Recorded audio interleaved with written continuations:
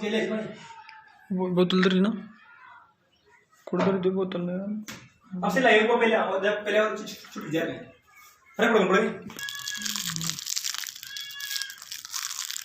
तो अपन बात कर रहे थे कि राजस्थान के अंदर क्रांति का होने का प्रमुख कारण क्या रहा था कि जो मेरठ छावनी के अंदर विद्रोह हुआ दोस्तों, कब 10 मई 1857 ईस्वी को। इससे पहले अपन ने बात किया था कि चर्बी कारतूसों का प्रयोग की प्रथम घटना 29 मार्च 1857 ईस्वी को कौन सी छावनी हुई थी?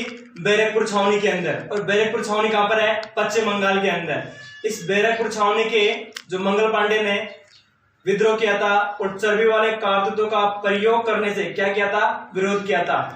तो जब मंगल पांडे को वहां पे फांसी दी गई थी बैरकपुर छावनी के अंदर, तब मेरठ छावनी के जो क्रांतिकारी थे इन्होंने 24 अप्रैल 1857 ईस्वी को इन अंग्रेजों को क्या किया था? विरोध किया था और उनको क्या कर दिया गया? 24 अप्रैल को दबा दिया गया। लेकिन धीरे धीरे उन सैनिकों का क्या किया? आक्रोश बढ़ता गया। इस प्रकार से मेरठ छावनी के अंदर क्या हुआ था? 10 मई 1857 ईस्वी को क्या हुआ था? विद्रोह हुआ था। क्रांति की तय तिथि 31 मई की गई थी, लेकिन क्रांति तय तिथि से 21 दिन पहले ही हो गई थी। कब हुई थी? 10 मई को। तो ये भी ध्यान रखना है आपको कि 1857 की क्रांति की तिथि तय की गई थी। और कब की गई थी? 31 मई को। कितनी तारीख को? 31 मई को। लेकिन भारत के अंदर क्रांति कब प्रारंभ हो गई थी? 21 दिन पहले ही प्रारंभ हो गई थी। और कब हुई थी? 10 मई को। कहां से हुई थी? मेरठ छावनी से। कौन सी छावनी से? मेरठ छावनी से। दोस्तों इस मेरठ छावनी की आग की सूचना कहां पर? माउंट आबू के अंदर। कहां पर है? माउंट आबू के अंदर। कब पहुंचती है? 19 मई को। कब पहुंचती है? 19 मई को। और 19 मई को दोस्तों गर्मियों के दिनों के अंदर क्या राजस्थान का एईजी कहां बैठेगा? माउंट आबू के अंदर इसका मुख्यालय बनाया गया था। तो उसके बारे में बात कर रहे थे अपन ने कि 1845 ईस्वी के अंदर इस एजीजी का मुख्यालय कहां बनाया गया था? गर्मियों का माउंट आबू में। तो गर्मी का महीना था, मई का महीना था, तो कहां बैठेगा? माउंट आबू के अंदर। तो दोस्तों जब मेरठ छावनी से विद्रोह की सूचना राजस्थान के एजीजी जॉर्ज पैट्रिक लॉरेंस के पास आती है और जॉर्ज पैट्रिक लॉरेंस इसकी सूचना तुरंत किसको भेजता है? अजमेर के अंदर। अजमेर में कौन बैठा हुआ था? दो पद थे, एक तो कौन था? एजीजी और एक कौन था? कमिश्नर। एजीजी कहां पे आ गया? माउंट आबू के अंदर। कौन रहेगा? कमिश्नर। कौन रहेगा? कमिश्नर। और 1857 की क्रांति के दौरान अजमेर में क्या था? कौन था यहाँ पे कमिश्नर? Colonel Dixon. कौन था दोस्तों? Colonel Dixon. कर्नल डिक्सन यहाँ पे कमिश्नर था और इसको लॉरेंस के द्वारा सूचना भेजी गई कि अजमेर के अंदर स्थित मैगजिक दुर्ग या शस्त्रागार, जिसमें अपनी यूरोपीय जो राइफल रखी हुई है उन पर अगर विद्रोही आक्रमण कर देते हैं तो क्या होगा? वहां पर एक क्रांति का रूप ले लेगा। इसी प्रकार से इस कर्नल डिक्सन ने क्या करते हैं? कर्नल डिक्सन क्या करता है कि कर्नल डिक्सन ने इससे पहले अजमेर के अंदर अजमेर की सुरक्षा के लिए यानी अजमेर में अंग्रेजों की सुरक्षा के लिए इस बैरकपुर छावनी से 15वीं और 30वीं बंगाल नेटिव इन्फेंट्री सैनिक टुकड़ी कहां पर आई थी? अजमेर के अंदर। तब लॉरेंस को यह सूचना मिलती है कि मेरठ छावनी के अंदर विद्रोह हो गया है और तुरंत उसने एक पत्र लिखा और पत्र लिखने के बाद डिक्सन के पास भेजता है और डिक्सन को कहता है कि बैरकपुर छावनी के विद्रोह की आग भड़क रही है और इसकी सूचना कहां तक पहुंच गई है? मेरे पास तक। और ये क्रांतिकारी जो बैरकपुर छावनी से आए हुए हैं, अगर इन क्रांतिकारियों को इसके बारे में पता लग गया तो क्या कर देंगे? यहाँ पर विद्रोह कर देंगे। इस प्रकार से जो कर्नल डिक्सन था इस 15वीं और 30वीं बंगाल नेटिव इन्फेंट्री जो सिपाही सैनिक टुकड़ी थी इनको क्या करता है? इन अजमेर से कहां भेजता है दोस्तों? नसीराबाद के अंदर। कहां भेजता है? नसीराबाद के अंदर। और नसीराबाद के अंदर पहले से कौन थी? बम्बई लॉरेंस थी। कौन सी टुकड़ी थी? बम्बई लॉरेंस, जो अंग्रेजों की क्या थी? एक वफादार सैनिक टुकड़ी थी। क्या थी? वफादार सैनिक टुकड़ी। और इससे पहले अपन बात करते हैं दोस्तों अजमेर से 15वीं और 30वीं बंगाल नेटिव इन्फेंट्री सैनिक टुकड़ी को उठा करके कहां भेजता है? नसीराबाद। और अजमेर की सुरक्षा के लिए ब्यावर से किसके नेतृत्व में? कर्नल कार्नेल के नेतृत्व में। कौन था? कार्नेल। और कार्नेल के नेतृत्व के अंदर ब्यावर से एक सैनिक टुकड़ी बुलाई थी है किसकी सुरक्षा के लिए? अजमेर की सुरक्षा के लिए। और मालवा छावनी है, मालवा छावनी से एक यूरोपीय टुकड़ी बुलाई जाती है। इस प्रकार से इस 15वीं और 30वीं नेटिव इन्फेंट्री को हटाने के बाद यहाँ की सुरक्षा ब्यावर से जो मेर टुकड़ी थी और मालवा की जो यूरोपीय टुकड़ी थी उनके अधीन कर दिया गया था। इस प्रकार से दोस्तों 15वीं और 30वीं नेटिव इन्फेंट्री को कहां भेज दिया गया था? नसीराबाद में। और नसीराबाद के अंदर भेजने के बाद इन अंग्रेजों को यानी जॉर्ज पेटिक्लोनेस को यह खतरा था कि कहीं ये 15वीं के कौन सी के 15वीं नेटिव के कहां से आई थी? बैरकपुर छावनी से, कि इन सैनिकों को क्या पता नहीं पड़ जाए कि यहाँ की इस आग को यानी मेरठ के अंदर जो विद्रोह है उस बात का पता नहीं लग जाए। इस प्रकार से इनकी सुरक्षा के लिए 15वीं और 30वीं बटालियन की सुरक्षा के लिए इस बम्बई लाइनेंस की नियुक्ति करते हैं। जब ये 15वीं और 30वीं नेटिव इन्फेंट्री सिपाही थे ये सोते हैं तो रात के दौरान ये बम्बई लाइनेंस इसकी क्या करती थी? गश्त करती थी।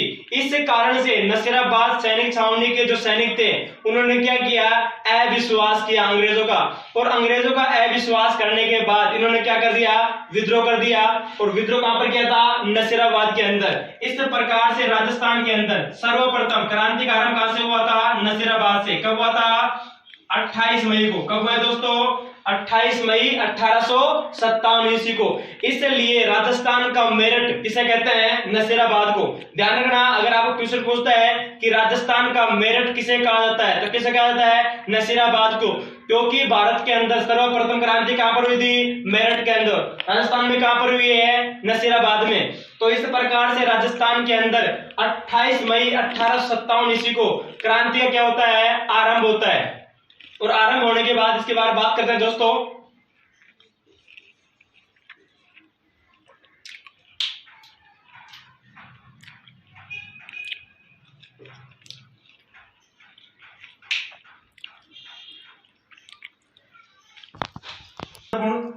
कि नसीराबाद के अंदर जैसे ही नसीराबाद छावनी के अंदर 15वीं और 30वीं नेटिव इन्फेंट्री नियुक्त की जाती है, इसकी सुरक्षा के लिए बम्बई लाइनेंस की नियुक्ति की जाती है। और बम्बई लाइनेंस जब 15वीं और 30वीं नेटिव इन्फेंट्री सैनिक टुकड़ी थी वह रात्रि सोती थी, तो रात्रि के दौरान बम्बई लाइनेंस इसकी क्या करती थी? पहरेदारी करती थी, क्योंकि उनको शक था अंग्रेजों को कि कहीं ना कहीं ये 15वीं और 30वीं नेटिव इन्फेंट्री यहाँ पर क्या नहीं कर दे? विद्रोह नहीं कर दे। लेकिन अंत के अंदर जो अंग्रेज अधिकारी सोच रहे थे वही परिणाम हुआ था दोस्तों। तो ध्यान रखना दोस्तों कि नसीराबाद सैनिक छावनी के अंदर 15वीं और 30वीं बंगाल नेटिव इन्फेंट्री सैनिक टुकड़ी थी। तो इन अंग्रेज जब 15वीं और 30वीं नेटिव इन्फेंट्री के सिपाही थे वह इन अंग्रेजों से बहुत ही परेशान हो गए। और अंत के अंदर 28 मई को क्या होता है दोस्तों? ये 15वीं नेटिव इन्फेंट्री क्या कर देती है? विद्रोह कर देती है। क्या करती है? विद्रोह। तो ध्यान रखना कि राजस्थान के अंदर सर्वप्रथम क्रांतिकारियों ने विद्रोह किया था। और कौन सी छावनी किया था? नसीराबाद छावनी के अंदर। कौन सी छावनी में? नसीराबाद छावनी के अंदर। और कब किया था? 28 मई को। और कौन सी टुकड़ी ने? 15वीं बंगाल नेटिव इन्फेंट्री ने। कैसा भी क्वेश्चन पूछता है आपको उसी प्रकार से आंसर देना है दोस्तों। तो इस प्रकार से यहाँ पर जो विद्रोह किया था कौन सी ने? 15वीं नेटिव इन्फेंट्री ने। कब किया था? 28 मई 1857 ईस्वी को। जैसे ही 15वीं नेटिव इन्फेंट्री के जो सिपाही थे इन्होंने नसीराबाद छावनी के जो तोपखाने थे उस पर अधिकार कर लेते हैं। और अधिकार करने के बाद यहाँ पर क्या करते हैं? जो अंग्रेज अधिकारी था कौन था? न्यूबरी। कौन था? न्यूबरी। इस न्यूबरी को क्या कर देते हैं? बरी कर देते हैं। क्या कर देते हैं? बरी कर देते हैं, यानी कहने का मतलब इसकी हत्या कर देते हैं। इस प्रकार आगे अंग्रेज अधिकारी मिलता है स्पोर्ट वुड क्या करते हैं? हत्या। दोनों की इन क्रांतिकारियों क्या कर दिए? हत्या कर दिए। क्या कर दी दोस्तों? हत्या कर दी। इस हत्या करने के बाद जैसे ही ये पैनी है, ये पैनी न्यूबरी और स्पोर्ट वुड इन दोनों का वीडियो देखता है। और वीडियो देखने के बाद कौन सा वीडियो? इनकी जो क्या कर दी गई थी? हत्या कर दी गई थी। वह वीडियो देख करके पैनी इस नसीराबाद छावनी से भगने का प्रयास करता है, लेकिन जैसे ही वो भगता है तो क्या होता है? उसका दिल का दौरा पड़ता है। इस कारण इस पैनी की क्या होती है? हृदयघात के कारण क्या होती है? मौत होती है। तो हृदयघात के कारण किसकी मौत हुई थी? पैनी की। लेकिन सबसे चतुर जो अंग्रेज अधिकारी था वो कौन था? पिरचार्ड कैसे भी इस छावनी से अपने अंग्रेजी परिवार को लेकर के दोस्तों ये अपने यहां से भगता है, और भगता कहां पर है? ब्यावर के अंदर। कौन छावनी में? ब्यावर छावनी के अंदर। जो ब्यावर छावनी है वहां पर जाकर के शरण लेता है। कौन? पिरचार्ड। और नसीराबाद छावनी के जो नेतृत्व करता थे दोस्तों वो कौन था? बख्तावर सिंह। इस बख्तावर सिंह के नेतृत्व के अंदर ही नसीराबाद छावनी के अंदर क्या किया गया था? विद्रोह किया गया था। जब इस विद्रोह की सूचना 30वीं नेटिव इन्फेंट्री को दी गई अंग्रेजों द्वारा कि आप जो 15वीं नेटिव इन्फेंट्री है इनकी सैनिक टुकड़ी को दबाया जाए, लेकिन अंत के अंदर जब 30 मई को कौन सी 30वीं नेटिव इन्फेंट्री, इन 30वीं नेटिव इन्फेंट्री ने भी किसका साथ दिया? 15वीं का। किसका साथ दिया? 15वीं का। और इन्होंने क्या कर दिया? 30 मई को विद्रोह कर दिया था। अगर क्वेश्चन पूछता है आपको कि नसीराबाद छावनी के अंदर पुनः किस सैनिक छावनी द्वारा कब विद्रोह किया गया था, तो 30वीं बंगाल नेटिव इन्फेंट्री द्वारा विद्रोह किया गया था। कब है? 30 मई 1857 ईस्वी को। और इस 30वीं जो बंगाल नेटिव इन्फेंट्री थी इसने साथ किसका दिया? 15वीं बंगाल नेटिव इन्फेंट्री का। इन दोनों सैनिकों ने विद्रोह करने के बाद ये सैनिक विद्रोही थे 30वीं रीस के, ये कहां जाते हैं? सीधे कहां पहुंचते हैं? दिल्ली पहुंचते हैं। कहां पहुंचते हैं दोस्तों? दिल्ली। और दिल्ली कब पहुंचते हैं? 18 जून 1857 को। कब पहुंचते हैं? 18 जून 1857 ईस्वी को कहां पहुंचते हैं? दिल्ली। लेकिन इनकी क्या है? इनके पीछे यानी जो नसीराबाद छावनी के जो सैनिक थे ये विद्रोह करने के बाद दिल्ली की ओर कूच कर रहे थे, लेकिन इनके ऊपर आक्रमण करने के लिए जो अंग्रेज अधिकारी थे कर्नल वाल्टर और हिथकोट, कर्नल एक तो वाल्टर था और एक था हिथकोट, इन दोनों अंग्रेज अधिकारियों के नेतृत्व के अंदर मेवाड़ सेना को अपने साथ लेकर के इन क्रांतिकारियों के ऊपर आक्रमण करने का प्रयास करते हैं, लेकिन क्या होते हैं? ये असफल होते हैं, क्योंकि जो नसीराबाद छावनी थी इसके क्रांतिकारी कहां पहुंच जाते हैं दोस्तों? दिल्ली पहुंच जाते हैं। अगर आपको क्वेश्चन पूछता है कि नसीराबाद छावनी का निर्माण कब हुआ था, तो नसीराबाद छावनी का निर्माण हुआ था 20 नवंबर 1818 ईस्वी के अंदर। जैसे ही ये दोस्तों नसीराबाद छावनी है इसके विद्रोही समाप्त होने के बाद जो अंग्रेज अधिकारी था कौन था? पिरचार्ड ने इन अंग्रेजों को सूचना दी कि अगर इसने अपनी रिपोर्ट दी है लास्ट के अंदर, अंत में इसने कि ये जो नसीराबाद छावनी के जो विद्रोही जो क्रांतिकारी थे अगर ये सीधे दिल्ली न जाकर के अजमेर पहुंच जाते तो इस क्रांति का रूप बहुत ही भयानक होता और हमें क्या करना पड़ता? या राजस्थान छोड़ करके जाना पड़ता। इस प्रकार से दोस्तों इस क्रांतिकारी का क्या होता है? अंत होता है नसीराबाद का। आगे बात करते हैं दोस्तों नसीराबाद छावनी। दोस्तों उस नसीराबाद छावनी के बाद राजस्थान में इस क्रांति की आग तीव्र गति से फैलने प्रारंभ हो गई और राजस्थान के अंदर क्रांतिकारियों ने इसका बहुत ही अच्छी तरह से विद्रोह किया, लेकिन इनको अच्छा नेतृत्वकर्ता नहीं मिल पाया दोस्तों। इस प्रकार से दोस्तों नसीराबाद छावनी के बाद भरतपुर के अंदर विद्रोह होता है। भरतपुर कोई छावनी नहीं थी दोस्तों, लेकिन भरतपुर के अंदर क्या होता है? विद्रोह होता है। और यहाँ पर विद्रोह कब होता है? 31 मई को। कब होता है दोस्तों? 31 मई को यहाँ पर क्या होता है? विद्रोह होता है। यहाँ का उस समय शासक था दोस्तों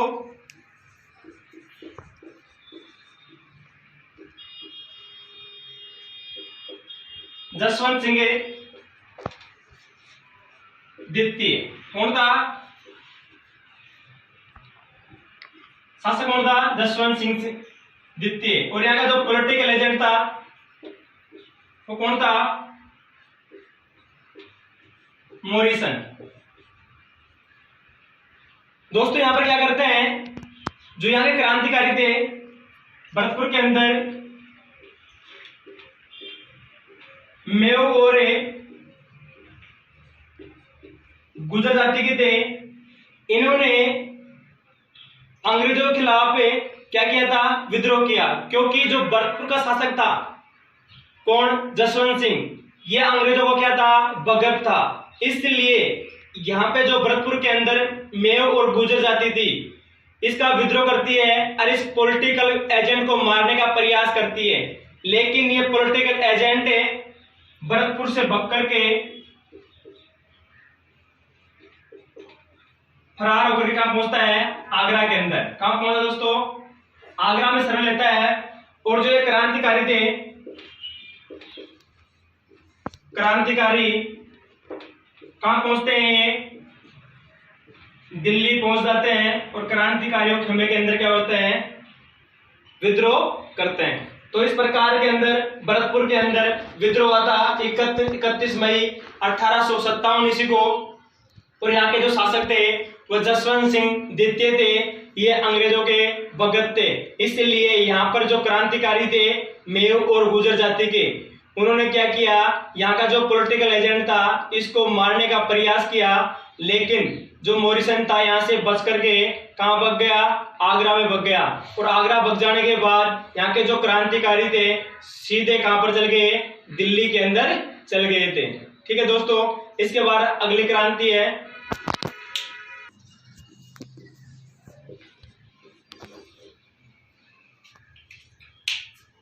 तो दोस्तों अपनी जो अगली क्रांति है वो कौन सी थी? नीमच छावनी थी। इस नीमच छावनी के अंदर दोस्तों क्रांति होने का जो प्रमुख कारण था वो ये था कि यहाँ पर दोस्तों धीरे धीरे राजस्थान के अंदर क्रांति की आग लगातार फैलती जा रही थी। और यहाँ पर जो नीमच छावनी के अंदर जो अंग्रेज अधिकारी था वो कर्नल एबोट था। कौन था? एबोट।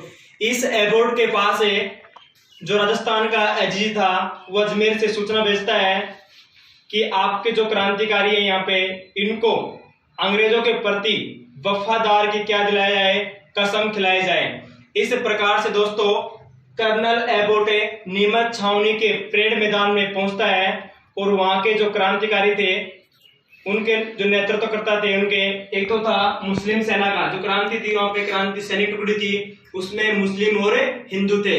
तो वहां पे जो मुस्लिम सेना थी यानी मुस्लिम सैनिक टुकड़ी थी, उसका नेतृत्व है अवैध का एक सेनापति था जिसका नाम था मोहम्मद अली बेग। और जो हिंदू सैनिक टुकड़ी थी उसका नेतृत्व कर रहा था कौन था? हीरा सिंह कर रहा था। तो इस प्रकार से दोस्तों कर्नल एबोट नीमच छावनी के परेड मैदान में आता है और कहता है इनको, मोहम्मद अली बेग को, कि आप अंग्रेजों के प्रति वफादार की कसम खाए, यहाँ पर ऐसा कोई विद्रोह नहीं करे जो अंग्रेजों को क्या हो? हानि हो।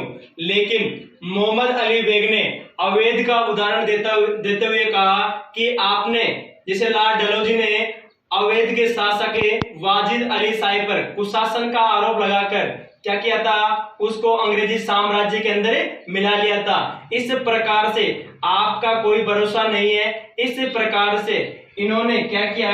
मोहम्मद अली बेग ने हीरा सिंह की सहायता से इस नीमच छावनी के अंदर क्या करता है? विद्रोह कर देते हैं। और विद्रोह करने के बाद कब करते हैं विद्रोह? 3 जून 1857 ईस्वी को। और विद्रोह करने के बाद 3 जून 1857 ईस्वी को इस कर्नल एबोट की क्या कर देती है? हत्या कर देते हैं। दोस्तों इसके बाद हत्या करने के बाद जो मोहम्मद अली बेग और हीरा सिंह थे, इसका नेतृत्व के अंदर यहाँ पर नीमच छावनी के अंदर तोप खाने पर अधिकार कर लिया जाता है और इन अंग्रेज अधिकारियों को मार दिया जाता है, जिसमें प्रमुख अंग्रेज था कर्नल एबोट। कर्नल एबोट की इस नीमच छावनी के अंदर क्या कर दी गई थी? हत्या कर दी गई थी। इसके बाद दोस्तों यहाँ के जो क्रांतिकारी थे, इस क्रांतिकारी का बिगुल बजाने के बाद यहाँ से जो अंग्रेजी परिवार था, लगभग 40 अंग्रेजी परिवार था, इस 40 अंग्रेजी परिवार को गिरफ्तार करके ये किसके नेतृत्व के अंदर? मोहम्मद अली बेग और हीरा सिंह के नेतृत्व के अंदर इस 40 अंग्रेजी परिवार को कहां पर ले जाते हैं? ये डूंगला नामक स्थान पर। एक डूंगला स्थान है दोस्तों, डूंगला पड़ता है चित्तौड़गढ़ में। कहां पर पड़ता है? चित्तौड़ में। इस चित्तौड़ के अंदर ले जाते हैं दोस्तों। जैसे डूंगला के अंदर रात्रि के समय ये अंग्रेजी परिवार जंगलों के अंदर या खेतों के अंदर सो रहा था, उस समय दोस्तों क्या होता है कि यहाँ के जो कौन थे? क्रांतिकारी, वह भी रात को क्या कर रहे थे? सो रहे थे। इस प्रकार से 40 अंग्रेजी परिवार थे, उन्होंने मौका देख करके डूंगला नामक स्थान से क्या हो गए थे? फरार हो गए थे। इस प्रकार से दोस्तों जो रात के दौरान जब सुबह होती है तो ये क्रांतिकारी उन अंग्रेज अधिकारी परिवारों को देखते हैं, लेकिन ढूंढने के बाद वो जंगलों में नहीं मिल पाते हैं। उसी समय डुंगला नामक स्थान पर एक किसान था। इस किसान का नाम था रुगाराम। क्या नाम था? रुगाराम। रुगाराम था। इस रुगाराम को जब ये अपने खेतों पर जाता है सुबह, तो इसको गोरे गोरे लोग दिखाई देते हैं। ये पूछता है कि आप कौन हो, कहां से आए हैं? तब वो क्या करते हैं, इंग्लिश के अंदर बोलते हैं, और रुगाराम जी क्या होते हैं, रूंगा हो जाते हैं और वो कुछ भी नहीं बोल पाते हैं। इस प्रकार से रुगाराम ने इस अंग्रेजी परिवार को अपनी झोपड़ी में ले जाकर के बैठाता है और मेवाड़ के जो शासक है उस स्वरूप सिंह को एक पत्र लिख करके भेजता है कि आपके जो नीमच छावनी के जो विद्रोही है, उन्होंने पता लग गया कि यहाँ से नीमच छावनी से बककर आए हुए कौन थे, अंग्रेज थे।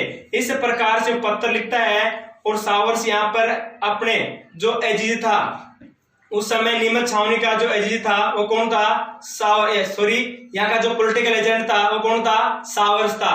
फिर सावर्स कहां से आता है, अपनी सेना लेकर के मेवाड़ से आता है और मेवाड़ से सेना लेकर के स्वरूप सिंह के नेतृत्व के अंदर इन 40 अंग्रेजी परिवारों को कहां भेजता है दोस्तों, उदयपुर के अंदर। उदयपुर के अंदर एक पिचोला झील है। पिचोला झील के अंदर क्या बना हुआ है, जग मंदिर बना हुआ है। इस जग मंदिर के अंदर इनको रखता है और इनकी क्या करता है, इनको शरण प्रदान करता है। जैसे ही शरण प्रदान करता है तो इनकी देख रेख के लिए नियुक्ति कुछ करता है, गोकुल चंद पारीक नामक व्यक्ति की नियुक्ति करता है। राजस्थान के 1857 की क्रांति के दौरान सर्वप्रथम व सर्वाधिक मेवाड़ के शासक स्वरूप सिंह ने अंग्रेजों की क्या की थी, सहायता की थी। इस प्रकार से दोस्तों ये क्रांतिकारी है। इन अंग्रेजों को देखने के बाद ये सीधे काम करते हैं कि ये निमेड़ा होते हुए हमीरगढ़ और बनेड़ा होते हुए साहेबपुरा के अंदर, साहेबपुरा का शासक था बलदेव सिंह, इसके पास दोस्तों शरण लेते हैं और यहीं पर क्या करते हैं, रुकते हैं। लेकिन जब स्वरूप सिंह और कौन था, जो यहाँ का पॉलिटिकल एजेंट था मेवाड़ का सावर्स, इसके नेतृत्व के अंदर मेवाड़ से सेना लेकर के इन क्रांतिकारियों का पीछा करते हैं। लेकिन जो मेवाड़ के जो सैनिक थे उन्होंने आटे को लेकर के क्या कर दिया, विद्रोह कर दिया था। क्या कर दिया था, विद्रोह कर दिया था। उन्होंने किया कि अंग्रेजों द्वारा जो मिलाया जा रहा आटा है उसमें क्या है कि हड्डियां मिलाई जा रही है और हड्डियों का चूरा मिलाया जा रहा है। इस प्रकार से दोस्तों उन्होंने विद्रोह किया और उसी समय जो क्या था, वहां का एक सैनिक था, उस सैनिक ने, मेवाड़ का सैनिक था जिसका नाम था अर्जुन सिंह साहिवाल। अर्जुन सिंह साहिवाल ने दोस्तों इस आटे से बनी हुई रोटियों को खाया और इन सैनिकों क्या किया, शांत किया। और शांत करने के बाद दोस्तों जब तक ये नीमच छावनी के विद्रोही कहां पहुंच गए थे, टोंक के अंदर पहुंच गए थे। इस प्रकार से नीमच छावनी के विद्रोही टोंक पहुंचने के बाद ये 5 जून 1857 ईस्वी को दोस्तों टोंक के अंदर पहुंचते हैं और एक छावनी है टोंक के, देवली छावनी। इस देवली छावनी के अंदर टोटल 98 सिपाही थे। इन 98 सिपाहियों को क्या कहते हैं कि हमारे साथ विद्रोह करो। लेकिन ये देवली छावनी के जो विद्रोही थे, ये सैनिक थे, इन्होंने विद्रोह करने से क्या कर दिया, मना कर दिया। इन्होंने कहा कि हम क्या करेंगे, अंग्रेजों का साथ देंगे।